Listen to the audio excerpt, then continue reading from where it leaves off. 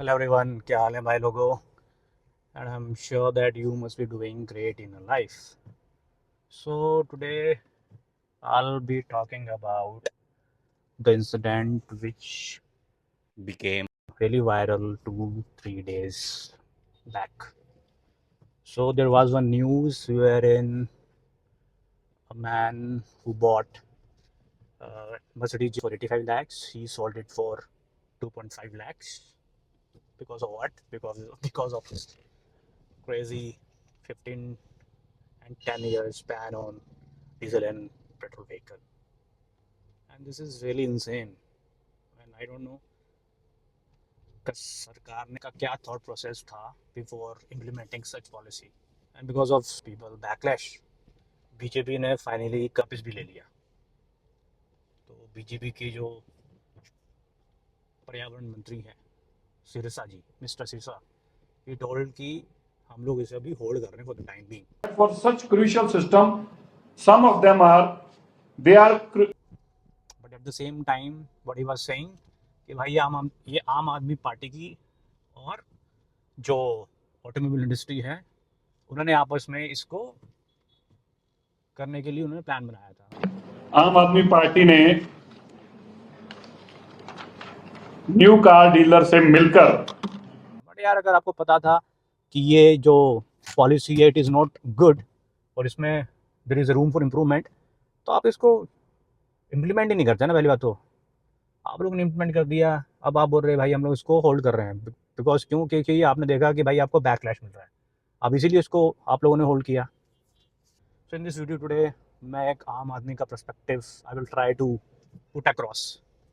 I will also talk about the severity of pollution in Delhi, and third, what all option does this government have and how this government can make this policy more effective and at the same time consumer friendly. Let's first understand a common man perspective on this policy. So the thing is, अगर हम आप एक आम आदमी की बात करें तो उसके लिए कार लेना it's kind of aspiration dream. आम आदमी जो कार ले भी रहा है ना, वो कितना 5 लाख 10 लाख 15 लाख की कार ले लेता है. उसके बाद क्या करता है कि वो पहली बात तो कुछ डाउन पेमेंट देगा और उसका ईएमआई अपना बनवा लेगा. भाई आपने ऑलरेडी कार पर इतने ज़्यादा टैक्सेस लगा कर हुए हैं, तो एक आम आदमी है वो गाड़ी को कब यूज़ करता है? घर से ऑफिस और ऑफिस से घर. और इसके अलावा क्या हो, थोड़ा बहुत आउटिंग के लिए चला गया गाड़ी को लेके अपने. तो 10 साल और 15 साल में ना डीजल गाड़ी और पेट्रोल गाड़ी का कुछ भी नहीं बिगड़ता है अगर आपका usage is not that huge. तो गवर्नमेंट को उस एंगल से सोचना चाहिए कि यार rather than banning 15 and 10 years old vehicle, they should ban those vehicle who are creating pollution. आपके जो पोल्यूशन सेंटर आपने इतना बना कर रखे हुए हैं, तो बोलिए कि आप ढंग से काम करिए, स्ट्रिंजेंट पॉलिसी आप लेकर आए. अगर कोई गाड़ी अगर पोल्यूशन कर रही है तो उसको आप बैन करिए, उसको आप स्क्रैप करिए ना. आप उन गाड़ियों को क्यों स्क्रैप कर रहे हैं जो कि 15 साल और 10 साल पुरानी गाड़ियाँ हैं? पहली बात तो आपको करना नहीं चाहिए. अब आप लोगों ने आई थिंक 200 के आसपास पेट्रोल पम्प्स ने आप में कैमराज भी लगा दिए हैं जो कि किसी भी कार का नंबर डिटेक्ट कर सकता है. तो आप उन कार को पकड़िए जिनके जिनके पास पोल्यूशन सर्टिफिकेट नहीं है और जो पोल्यूशन कर रही है, तुरंत उस गाड़ी को स्क्रैप भी करिए. मैं तो बोलता हूँ अगर एक साल पुरानी गाड़ी अगर पोल्यूशन कर रही है, आप उन गाड़ी को टारगेट करिए रेदर देन दोस कार जो कि पोल्यूशन कर ही नहीं है यार, चाहे वो 15 साल 20 साल पुरानी भी हैं, उनको आप मत टारगेट करिए. आपको लोगों ने इसलिए चुना नहीं है कि आप ये सारी मनमानी करें. अरे यार आप पॉलिसी ढंग से लेकर आओगे, और हर कोई जानता है यार कि पोल्यूशन इज नॉट गुड और इट इज़ वेरी सीवियर और वेरी पैथेटिक इन दिल्ली. अगर आप ढंग से चीज़ों को इम्प्लीमेंट करोगे, हर चीज़ सोच के करोगे, तो जनता भी आपका साथ देगी. क्योंकि जनता को भी है कि भाई वो भी एक क्लीन एनवायरनमेंट चाह रही है जनता भी. तो आपको सोच समझ के वो चीज़ें करनी चाहिए. अब हम बात करते हैं पोल्यूशन की इन दिल्ली. सो दिल्ली में जो पोल्यूशन है, अगर आप PM2.5 की बात करो तो it is I think 100 microgram per cubic metre, जो कि WHO स्टैंडर्ड से ऑलमोस्ट 20 टाइम्स ज़्यादा है.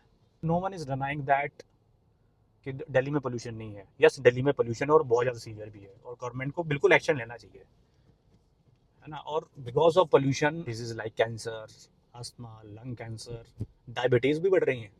At the same time life expectancy है वो ऑन एन एवरेज 12 से 14 साल लोगों का कम भी हो रहा है। तो यार लोग भी इस चीज़ को समझ रहे हैं कि भैया पोल्यूशन, दिल्ली में पोल्यूशन की दिक्कत है जो कि ठीक होना चाहिए। बट आप इस तरह से जो पॉलिसी लेकर आ रहे हो, दिस इज़ नॉट डन।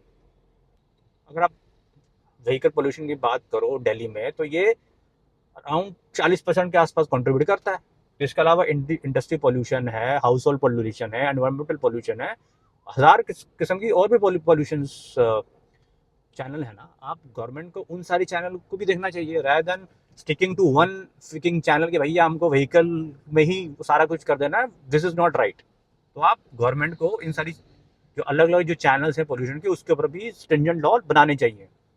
अगर गवर्नमेंट इन सब चीज़ों में काम करेगी, आई एम प्रिटी श्योर जो पोल्यूशन है वो डेफिनेटली कम होगा दिल्ली में। और जनता भी आपका साथ देगी अगर अगर आप जो पॉलिसीज है ढंग से इम्प्लीमेंट करो और ट्रांसपेरेंसी रहो सिर्फ चीज़ों में कि कैसे होने वाली है।